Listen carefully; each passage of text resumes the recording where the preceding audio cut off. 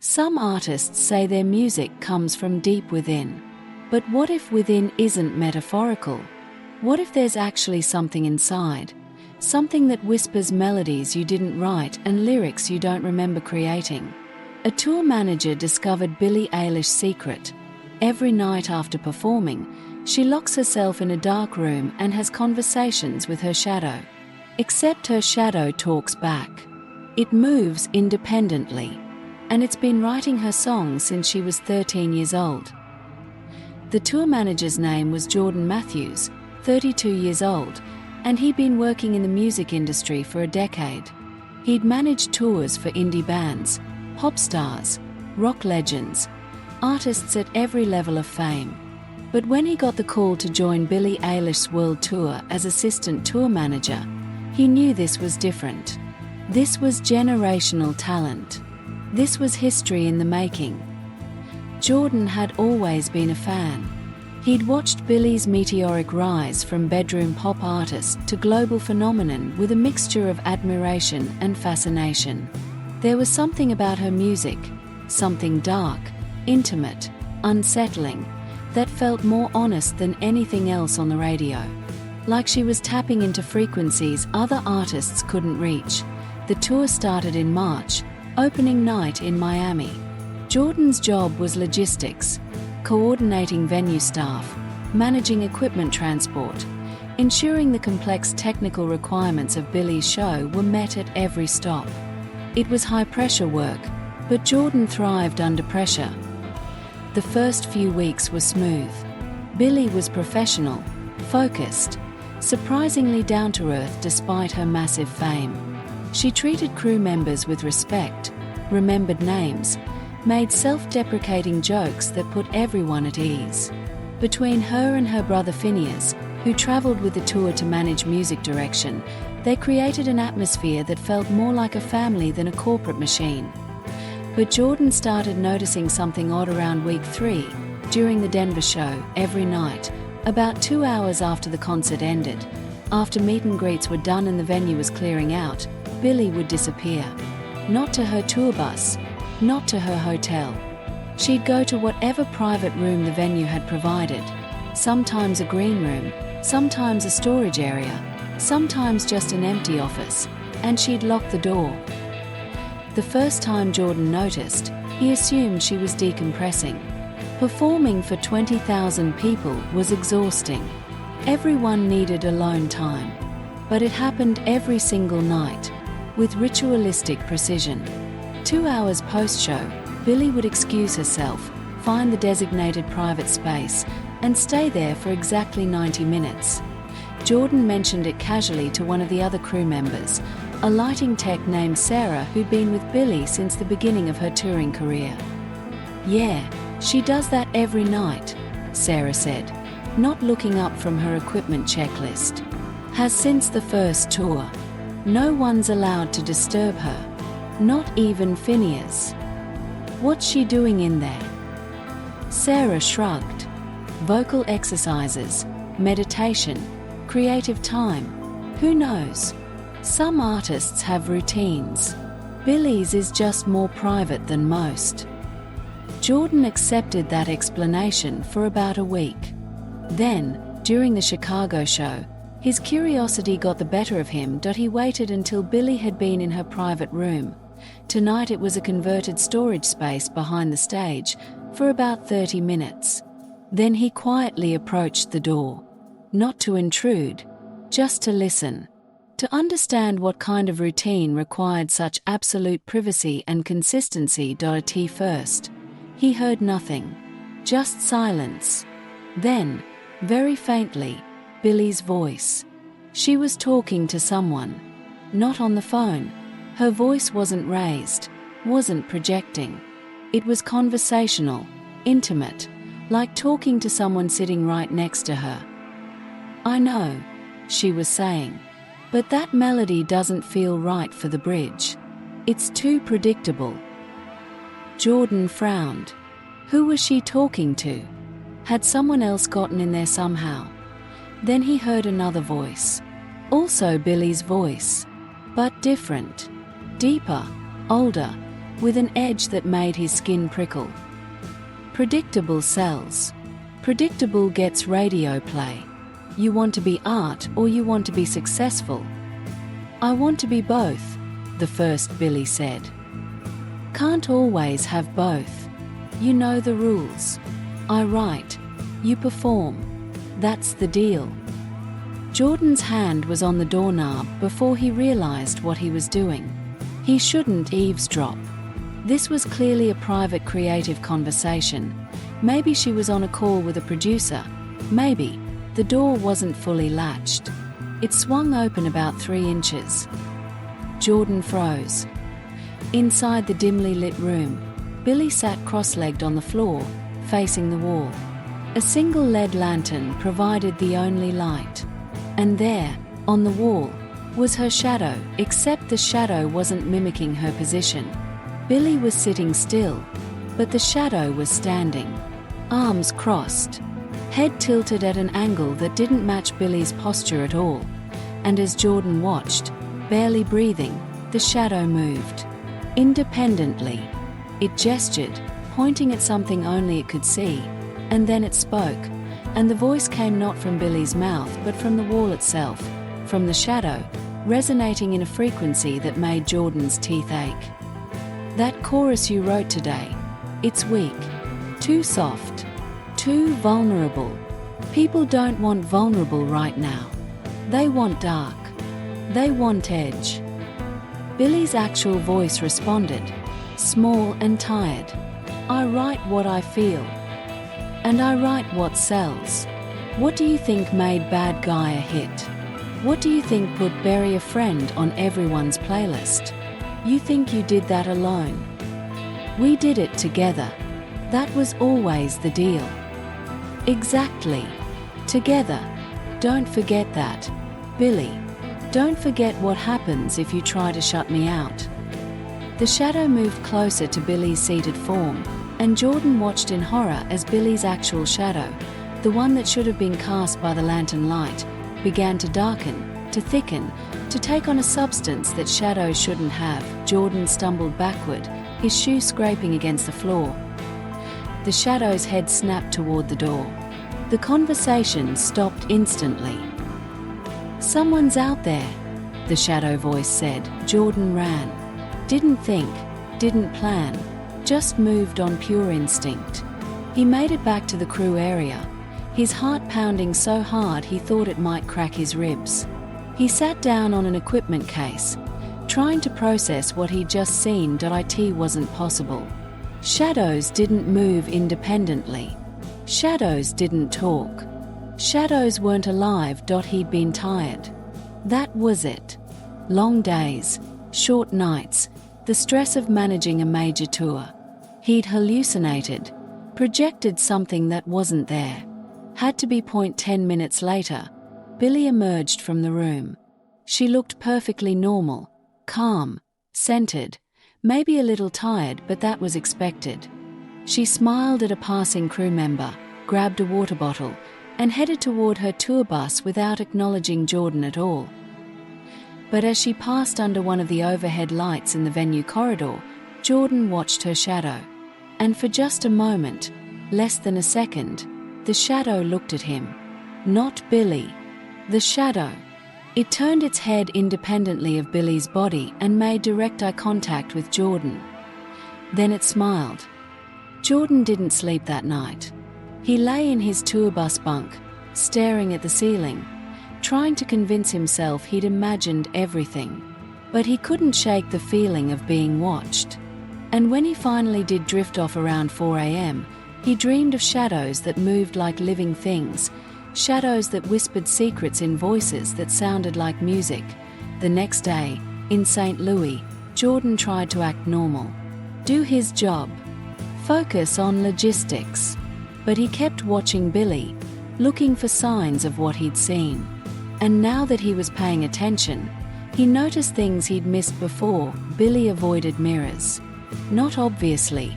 She'd glance at them if necessary, for makeup checks or costume adjustments. But she never lingered. Never stared at her reflection the way most people did.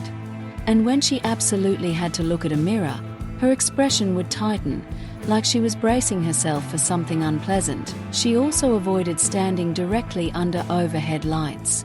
She'd position herself just to the side, in partial shadow, even during sound checks and rehearsals. The crew had long ago learned to adjust lighting to accommodate her preferences, but Jordan realized now it wasn't a preference. It was a strategy. During the St. Louis show, Jordan positioned himself side stage where he could watch Billie perform. She was incredible, completely in command of the massive crowd, her voice haunting and powerful, her presence magnetic in a way that transcended technical skill. This was artistry at its highest level. But during Bury a Friend, Jordan watched the stage shadows. And he saw it again. Billie's shadow, cast by the stage lights, moved differently than she did. Subtly, just a fraction of a second behind or ahead. Like it was dancing to a different rhythm, or like it was leading, and Billie was following. After the show, Jordan made a decision. He needed to know what was happening. Not for gossip, not for any malicious reason, but because he felt responsible for the people on this tour. And if something was wrong, if Billie was in danger or dealing with something supernatural, he needed to understand it. He waited until Billie entered her private room that night. Then, instead of eavesdropping, he knocked. Silence. Then Billie's voice, strained. "I said no interruptions. I know. I'm sorry. But I need to talk to you. It's important." More silence. Jordan could hear whispers inside, too low to make out. Then footsteps, and the door opened a crack. Billie looked out, her face unreadable. "This better be an emergency. It's about your shadow." Billie's expression changed instantly. Fear flashed across her face, quickly masked by anger. "What about it?" "I saw it. Last night in Chicago. I saw it talking to you. Moving on its own." For a long moment, Billie just stared at him. Then she opened the door wider and stepped aside. "Get in. Now." Jordan entered the room. It was sparse, just the lantern, some cushions on the floor, and Billie's notebook open to a page covered in lyrics. The walls were bare except for one thing, a full-length mirror, covered with a black cloth. Billie closed the door and locked it. She didn't sit down, just stood there, arms crossed, looking at Jordan with an expression that was equal parts resignation and exhaustion. "How much did you see?" "Enough. Your shadow was standing while you were sitting. It was talking to you, in its own voice." Billie closed her eyes and took a deep breath. Okay. This was bound to happen eventually. Someone was going to notice. "What is it?" "It's..." She struggled for words. "It's complicated. It's been with me since I was 13. Since I started making music." "What do you mean, it's been with you?" Billie walked to the covered mirror and paused, her hand hovering over the cloth. "You ever hear stories about musicians making deals? Selling their souls for talent, for success?" "Yeah, but those are just stories." "I know. That's what I thought too. But then one night, when I was 13, I was in my room writing songs that nobody would ever hear, feeling invisible and worthless, and I literally wished out loud, that I could create something that mattered. Something that would make people feel what I felt." She pulled the cloth off the mirror. In the reflection, Jordan could see both of them standing there. But Billie's reflection looked different. Older, darker, and it was smiling even though the real Billie wasn't. "And something answered." Billie continued. "Not God, not the devil, nothing that dramatic. Just something. It came out of my shadow that night and offered me a deal. It would help me write music, give me melodies and lyrics that would resonate with millions. In exchange, It got to live through me, share my body, my experiences, my life. Jordan stared at the reflection. The shadow Billie in the mirror waved at him, a mocking little gesture. I was 13 and desperate, Billie said quietly.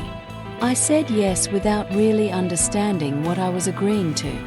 And by the time I realized what I'd done, it was too late. We were bound. Can't you get rid of it? No. It's part of me now. Literally. My shadow is inhabited, possessed, whatever you want to call it. And it's the source of my best work. Every song that made me famous, Ocean Eyes, Bad Guy, Happier Than Ever, those weren't just me. They were us. Me and it, collaborating. The shadow in the mirror spoke, and its voice filled the room. She forgets to mention the benefits. Fame, wealth, influence, millions of people hanging on her every word. All because of what I give her. And what does it take from you? Jordan asked Billie. She was quiet for a moment. Privacy. Control. Sometimes I'll black out during writing sessions and wake up with completed songs I don't remember creating. Sometimes I'll be performing and realize I'm not controlling my own movements. It is. And every year, it takes more. More time, more control, more of me. That's not fair. That's not what we agreed, the shadow said, sounding offended. I've never taken more than you've given. Every song, every performance, you choose to let me in. You choose to use what I offer. Because I don't know how to write without you anymore. Billie's voice cracked. I've tried.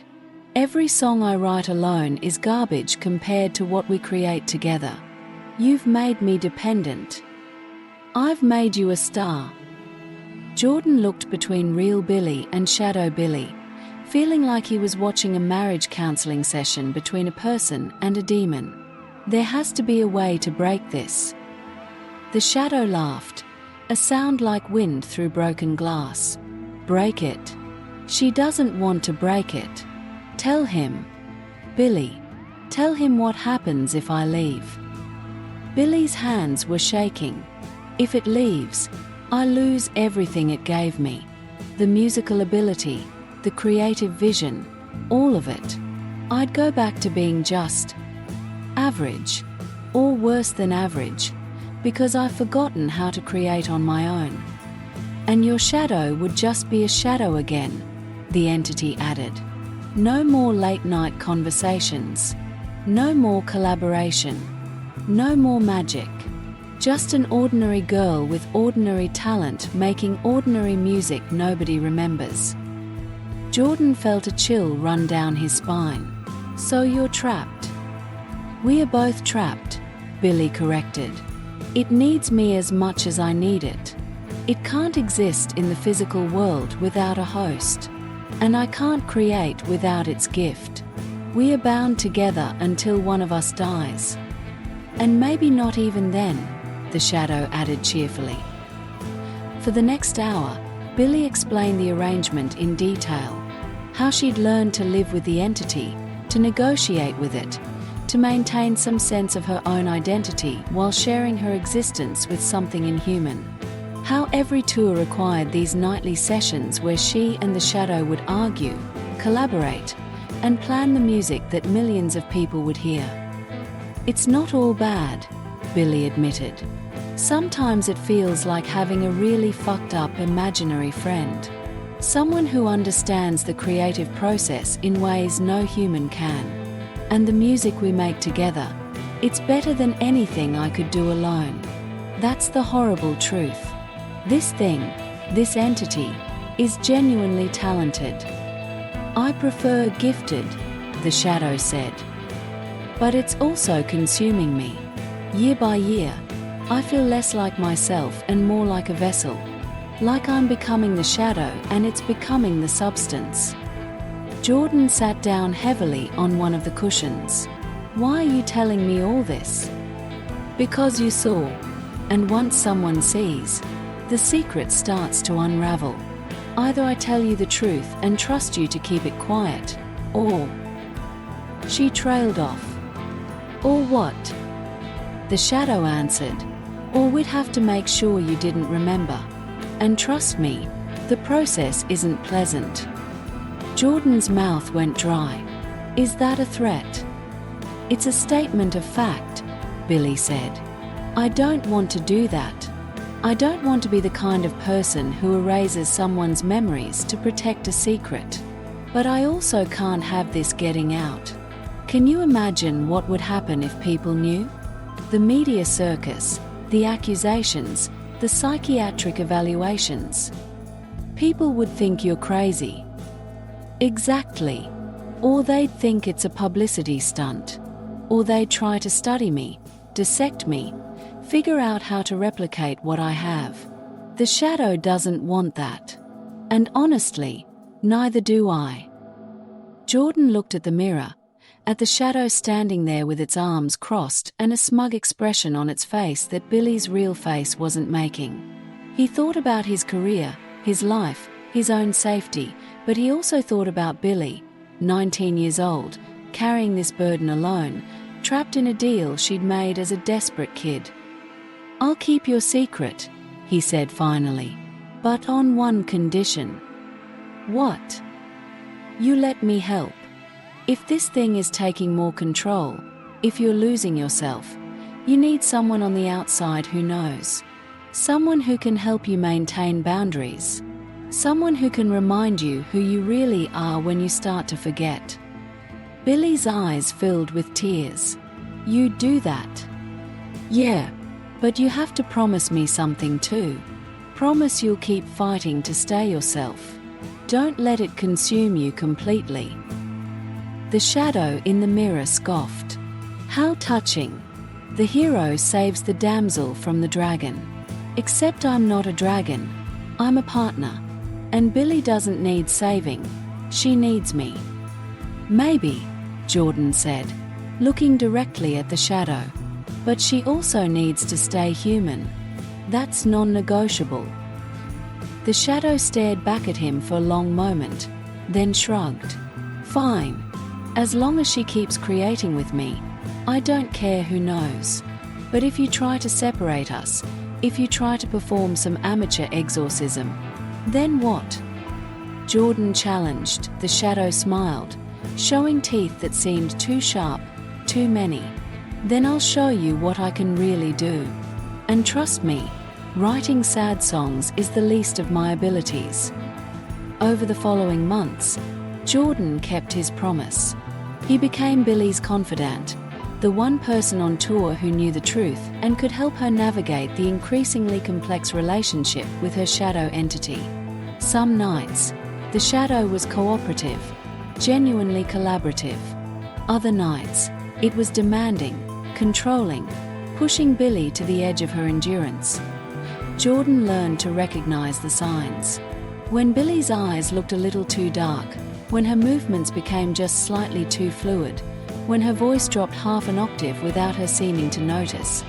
Those were times when the shadow was more in control than usual. He also learned that the shadow had a name. Sort of.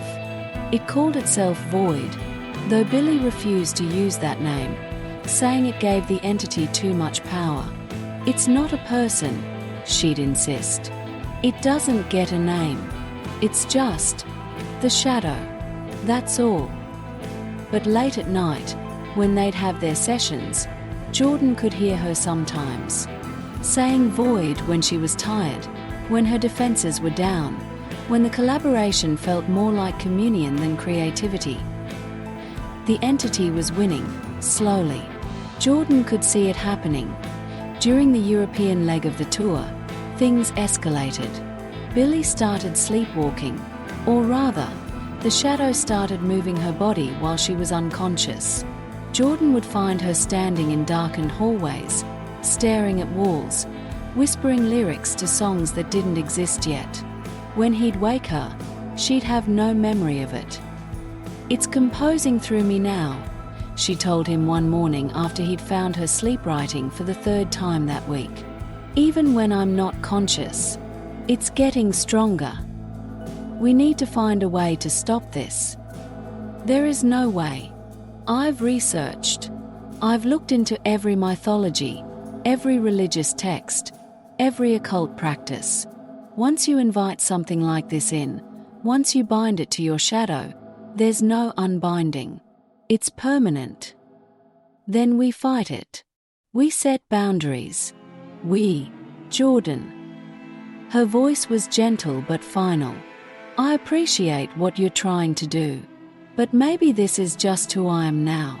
Maybe I'm meant to be a vessel for something greater than myself. The music we create, it helps people. You've seen the messages, the stories. People saying our songs saved their lives.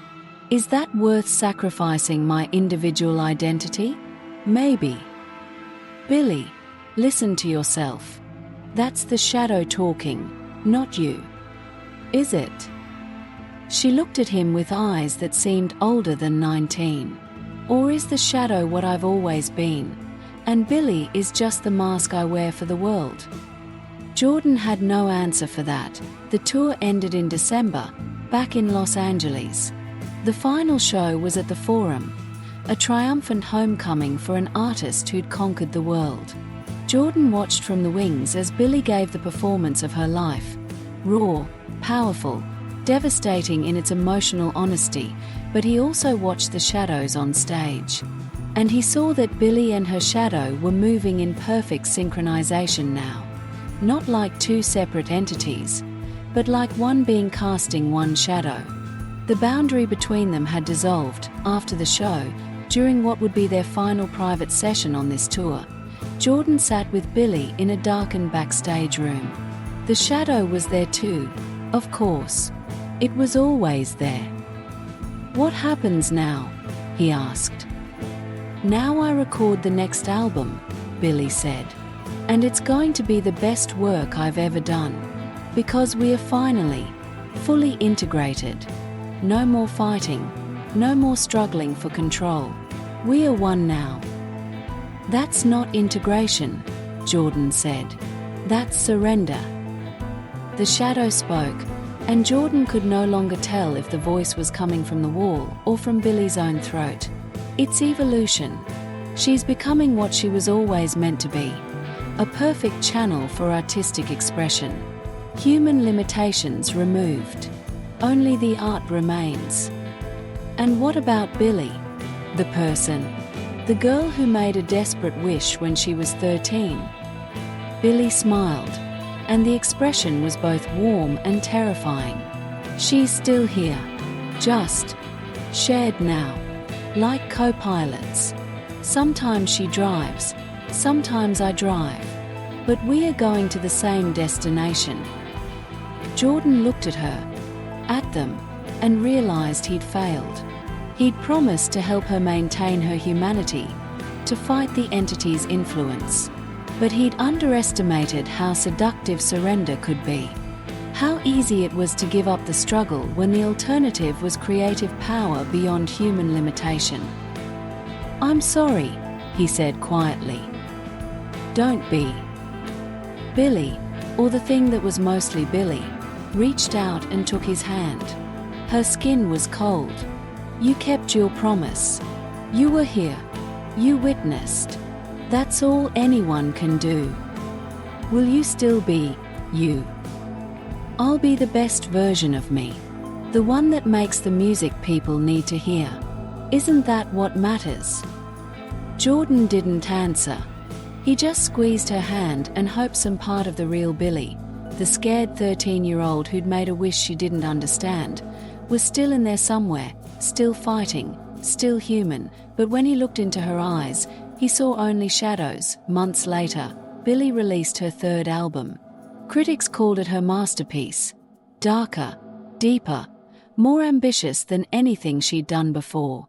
The lyrics spoke of transformation, of surrendering to something greater, of the death of the ego and the birth of pure artistic expression. One song in particular, titled Shadow Self, included these lines: I don't know where I end and you begin, maybe there's no difference. Maybe there never was. We're the voice in the dark.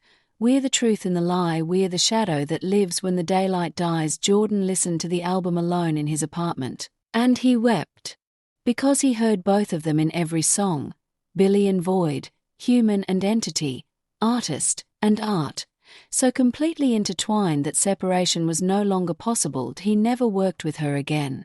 Couldn't. It hurt too much to watch someone he cared about disappear into their own shadow, even if they claim to have done it willingly.